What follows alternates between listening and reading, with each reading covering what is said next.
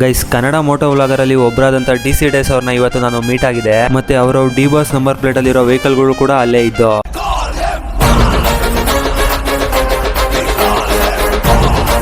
Guys, ಕಾಲೇಜಲ್ಲಿ vlog ಮಾಡಿ ತುಂಬಾ ದಿನ ಆಗೋಗ್ಬಿಟ್ಟಿತ್ತು. ಸೊ ಇವತ್ತು ಮಾಡ್ಲೇಬೇಕು ಅಂತ ಅಂದ್ಬಿಟ್ಟು ಕಾಲೇಜಿಗೆ ಹೊರಟೆ, ಬ್ಲಾಕ್ ಅಂಡ್ ವೈಟ್ ಡ್ರೆಸ್ ಹಾಕೊಂಡು. ಮತ್ತೆ ಕಾಲೇಜ್ಗೆ ಹೋಗ್ಬೇಕಾದ್ರೆ ಫಸ್ಟ್ ಟೈಮ್ ನಮ್ಮ ಅಕ್ಕನ ಪಾಪ ನನಗೆ ಬಾಯ್ ಮಾಡ್ದ. ನೋಡೋಣ ಇವತ್ತೇನೋ ಸ್ಪೆಷಲ್ ಆಗ್ಬೋದು ಅಂತ ಅನ್ಕೊಂಡು ಹೊರಟೆ. ಇವತ್ತು ಇಂಗ್ಲಿಷ್ ಕ್ಲಾಸ್ ಫಸ್ಟ್ ಅವರ್ ಇತ್ತು. ಇಷ್ಟ ದಿವಸ ಇಂಗ್ಲಿಷ್ ಕ್ಲಾಸ್ ಅಲ್ಲಿ ಎದ್ರಿಕೊಂಡು ಸುಮ್ನೆ ಕೂತಿದ್ದೀನಿ. ನನ್ಗೆ ಇವತ್ತು ನಿಜವಾಗ್ಲೂ ಧೈರ್ಯ ಬಂತು. ಯಾಕೆ ಅಂತಂದ್ರೆ ನಾನು ಬ್ಲಾಗ್ಸ್ ಎಲ್ಲ ಮಾಡೋ ವಿಷಯ ನಮ್ ಲೆಕ್ಚರರ್ಗೆ ಗೊತ್ತಾಗ್ಬಿಟ್ಟಿತ್ತು ಇವತ್ತು. ಸೊ ಅವರು ಎಬ್ರೂಸ್ ನಿನ್ಸಿ ನಾನು ಬ್ಲಾಗ್ಸ್ ಮಾಡೋದ್ರ ಬಗ್ಗೆ ಎಲ್ಲ ಕೇಳಿದ್ರು. ಅದನ್ನ ಕೇಳಿ ಸ್ವಲ್ಪ ಧೈರ್ಯ ಬಂತು ಕೂರೋದಿಕ್ಕೆ. ಮತ್ತೆ ಕ್ಲಾಸ್ ಮುಗಿಸ್ಕೊಂಡು ಸೀದಾ ಲ್ಯಾಬಿಗೆ ಹೋದು. ಏನಂತಂದ್ರೆ ನಮ್ ಕ್ಲಾಸ್ ಇರೋದು 8th ಫ್ಲೋರ್ ಆಗಿರೋದ್ರಿಂದ ನಮ್ ಕ್ಲಾಸ್ ಇಂದ ಈ ತರ ವ್ಯೂ ಕಾಣುತ್ತೆ ಬೆಂಗಳೂರು. ಲ್ಯಾಬ್ ಎಲ್ಲ ಮುಗ್ದಾದ್ಮೇಲೆ ಬ್ರೇಕ್ ಟೈಮ್ ಅಲ್ಲಿ ನಾನು ಫ್ರೆಂಡ್ ರೂಮಿಗೆ ಹೋದೆ. ಅವ್ರು ನೋಡಿದ್ರೆ ನೆಕ್ಸ್ಟ್ ಕ್ಲಾಸ್ ಪ್ರೆಸೆಂಟೇಷನ್ ಐತೆ ಅಂತ ಅಂದ್ಬಿಟ್ಟು ಟಿವಿಲಿ PPT ಹಾಕೊಂಡು ಈಗಲೇ ಎಲ್ಲ ರೆಡಿ ಮಾಡ್ಕೋತಾ ಇದ್ರು. ಮತ್ತೆ ಮಧ್ಯಾಹ್ನದವರೆಗೂ ಕ್ಲಾಸ್ ಅಲ್ಲಿ ಕೂತು ಕ್ಲಾಸ್ ಕೇಳಿ ಆಮೇಲೆ ಊಟಕ್ಕೆ ಅಂತ ಕೆಳಗಡೆ ಬಂದು. ಏನಂತಂದ್ರೆ ನಮ್ ಕಾಲೇಜಲ್ಲಿ ಇವಾಗ ಹೊಸದಾಗ ಒಂದು ಕ್ಯಾಂಟೀನ್ ಓಪನ್ ಆಗೈತೆ, ಅಲ್ಲಿ ಹೋಗೋಣ ಅಂತ ಹೊರಟು. ನಿಜ ಗೈಸ್, ಇವಾಗ ನಮ್ ಕಾಲೇಜ್ ಕ್ಯಾಂಟೀನ್ ತೋರಿಸ್ತೀನಿ. ನಿಜ ನಾನು ಏನಾದ್ರು ಕ್ಯಾಂಟೀನ್ ಹೋಗ್ತಾ ಇದ್ನಿ ಅಂತ ಹೇಳ್ದಲ್ಲೇ ಹೋಗಿದ್ರೆ ನಿಜ ಕಾಲೇಜ್ ಬಂಕ್ ಹಾಕ್ಬಿಟ್ಟು ಎಲ್ಲ ಪಬ್ಬಿಗೆ ಹೋಗಿದ್ದಾನೆ ಅಂತ ನೀವು ಅನ್ಕೋತಾ ಇದ್ರಿ. ಸೊ ಫಸ್ಟ್ ಟೈಮ್ ಓಪನ್ ಆಗಿರೋ ಕ್ಯಾಂಟೀನ್ ಒಳಗಡೆ ಹೋಗಿದೀವಿ. ಏನು ತಿಂದಲೇ ಹೋದ್ರೆ ಮಜಾ ಬರಲ್ಲ ಅಂತ ಅಂದ್ಬಿಟ್ಟು ಹೋಗ್ಬಿಟ್ಟು ಎಲ್ರು ಒಂದೊಂದು ಟೀ ತಗೊಂಡ್ಬಂದು. ಏನಂದ್ರೆ ಗೈಸ್, ಕ್ಯಾಂಟೀನ್ ಏನೋ ಚೆನ್ನಾಗೈತೆ,